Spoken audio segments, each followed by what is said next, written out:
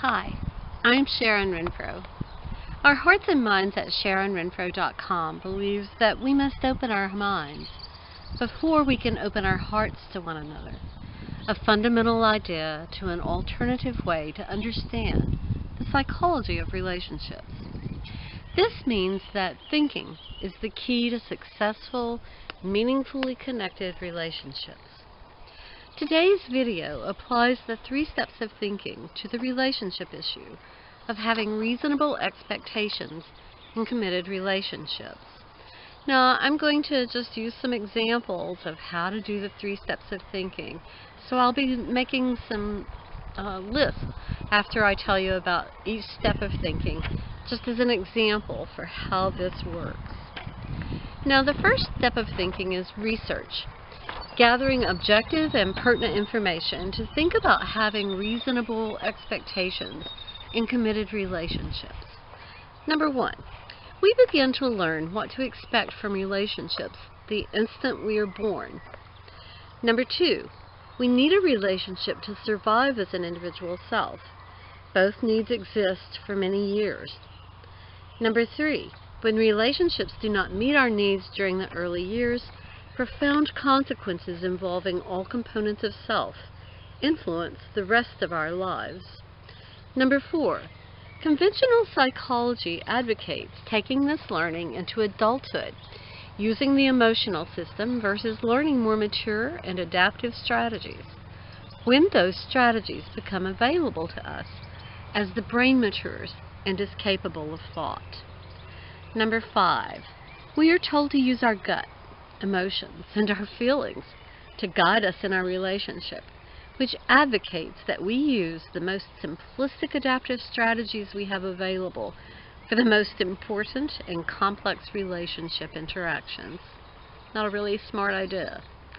Number 6, we establish our expectations of our adult relationships through entangled relationships with our parents, in which successful parents nurture us, providing protection and care.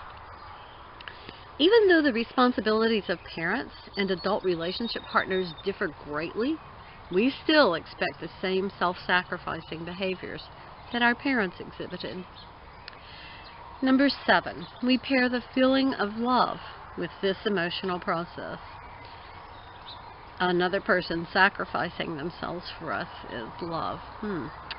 Number 8, the reason parents can self-sacrifice is that the process has an end in sight. When the same expectations are applied in adult relationships, the self-sacrifice becomes threatening as self is lost to the relationship. The second step of thinking, reason, is our ability to understand by putting together the information gathered to make some sort of sense about how the relationship works. Number 1, it's unreasonable to expect the same behavior from our relationship partners as we did from our parents. Our needs are extremely different, and while we do not need what we expect, we have paired the feeling of love with this type of devotion. Number 2, the impossibility of 2 people meeting each other's needs as if both individuals are children who need protection and care leads to failures in relationships.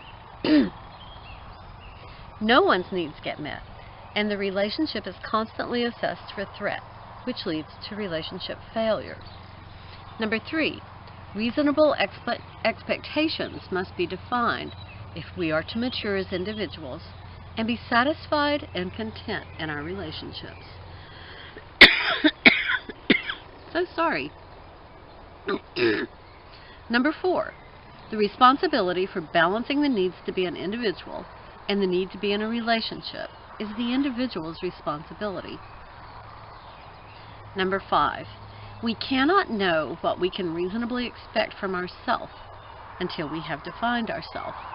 Knowing who we are and where we stand allows us to be secure in our relationships because we do not look to our relationship partner to protect and care for us. We can perform those responsibilities for ourselves. Then we know we can secure our own safety. Number 6, when we expect our relationship partner to protect and care for us, as if we are children, we ask that person to sacrifice him or herself. Is that love?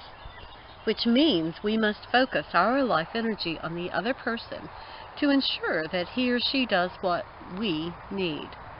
We do not get to develop our own interests, our own skills, our own talents, our own values, beliefs, and principles, or our own ethics. The relationship then poses a constant threat to ourself. We must have the relationship to sense safety, but it must be exactly the way we need it to be, which means our relationship partners must sacrifice self.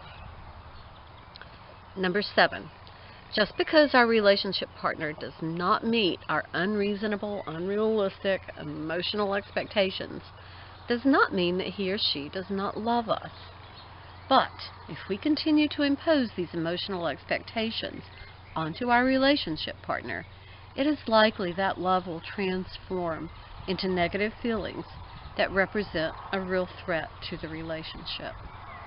Now, the third step in thinking is reflection, and that's the ability to sense empathy and consideration of others, to put yourself in someone else's shoes.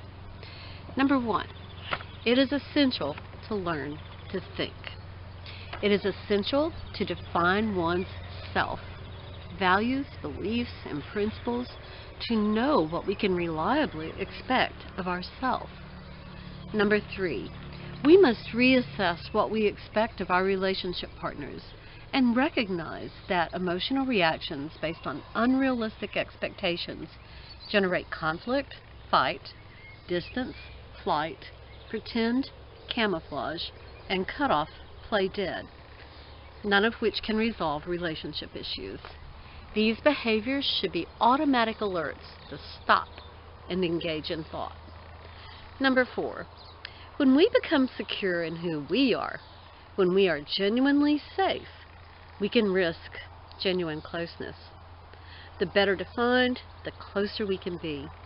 A genuinely close relationship surpasses our wildest expectations.